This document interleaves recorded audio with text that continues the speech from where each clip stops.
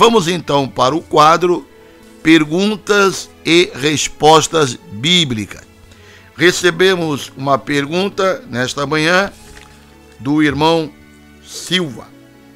Ele pergunta o que é uma igreja neopentecostal. Muito bem, irmão Silva que fez a pergunta. Qual é a diferença, pastor Paulo, de uma igreja pentecostal e uma neopentecostal? Muito bem, quero agradecer ao irmão Silva que fez a pergunta. Vamos esclarecer aqui, dentro dos limites que nós temos de tempo, as diferenças entre pentecostalismo e neopentecostalismo. A palavra neo significa novo, tá? O pentecostalismo clássico, ele chega aqui no Brasil em 1910 com as Assembleias de Deus. As Assembleias de Deus, então, elas são a representante do pentecostalismo clássico ou histórico, como a gente chama, tá? Depois tiveram outros avivamentos dentro de igrejas que não eram pentecostais, isso lá na década de 60, mais ou menos, que os sociólogos chamam isso de segunda onda. Eles vieram para o Brasil, instauraram algumas igrejas aqui avivadas, tá? Essas igrejas da década de 60, nós não podemos mais chamar de igrejas pentecostais. A gente já pode enquadrá-las num pré-neopentecostalismo.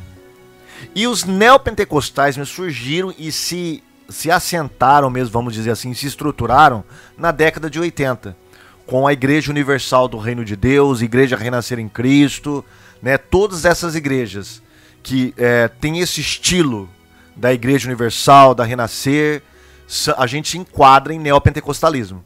Então os neopentecostais, eles diferem dos pentecostais não só na questão histórica de tempo, que chegaram depois, mas também nas doutrinas, nos costumes.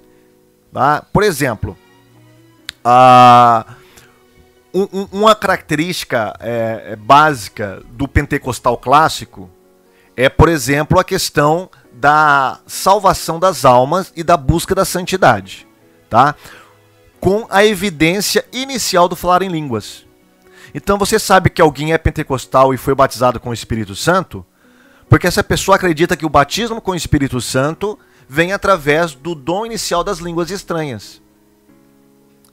E os pentecostais clássicos, por exemplo, as Assembleias de Deus, têm uma ênfase muito grande no evangelismo e na santificação.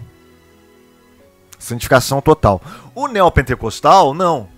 Por exemplo, eles até acreditam no batismo com o Espírito Santo, mas não vem através necessariamente das línguas estranhas, do dom de línguas.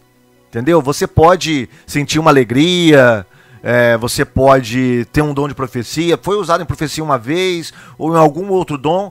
A pessoa algumas dessas igrejas acreditam que isso já é o bastante para ser considerado batizado com o Espírito Santo. E claro que, se você folhear o Novo Testamento, você vai perceber que as evidências ali é o de falar em línguas. Mas não é apenas nessa parte doutrinária, né, ou pneumatológica, que difere pentecostal e neopentecostal. Por exemplo, os neopentecostais, eles dão uma ênfase muito forte na questão dos exorcismos, né, de expulsar demônio e curas.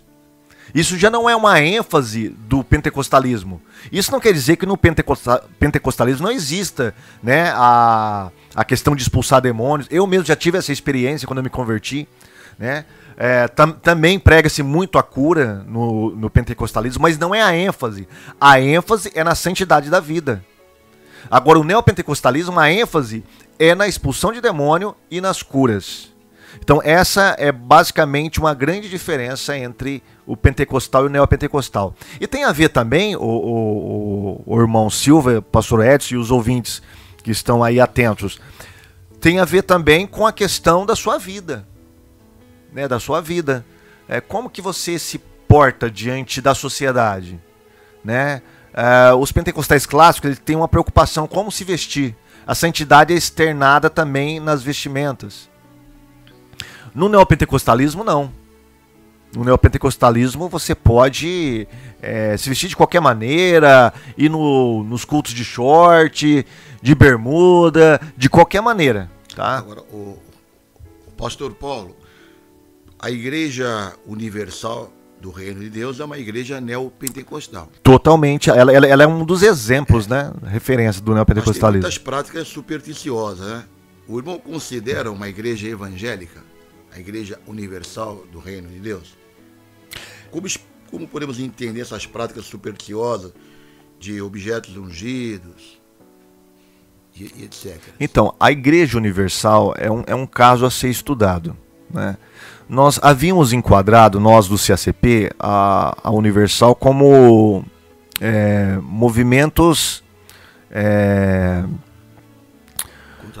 contraditórios, muito bem. Movimentos contraditórios. O que é um movimento contraditório? Não é nem igreja evangélica e nem seita. Tá? Então ela não tem característica de seita e nem de igreja evangélica. Só que a Igreja Universal, de uns anos para cá, começou a adotar práticas também doutrinárias que está muito longe da palavra de Deus. Né? Por exemplo, essa questão do templo, que veio tudo com o templo de Salomão, né? Mudou totalmente a liturgia do culto deles, sacerdotes, é um absurdo isso. Está virando judaizante, né? Exatamente, judaizantes. Né? A Bíblia não ensina isso, o Novo Testamento ele não fala que nós temos que erguer templos, muro de Salomão, vestir vestes sacerdotais. O nosso único sacerdote é Cristo, nós somos sacerdotes de Cristo, mas isso é um simbolismo, isso é espiritualmente.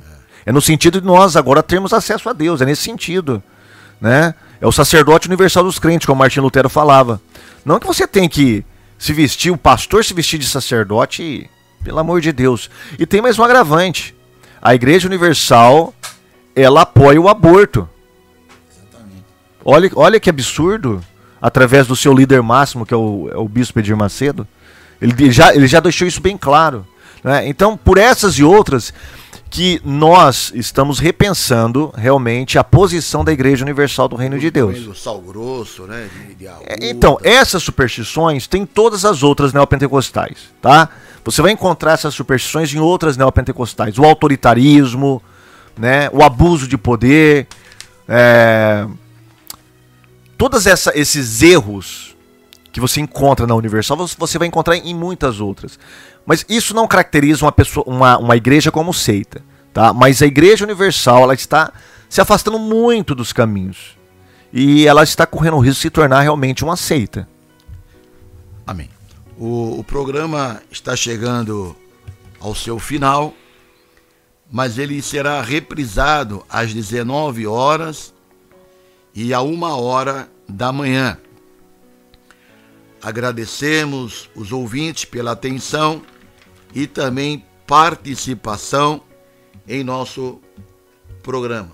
Vamos orar pelas pessoas que nos ligaram pedindo oração. Maria do Livramento, Maria, Moisés, Alessandra, irmão Eri e família, André, Dilma, Rose, Lucileide, Talita, Carla, Tereza, Onícia, Edgar, Vera Lúcia, Pastor Oswaldo Murino. Vamos então orar com o pastor Paulo Cristiano.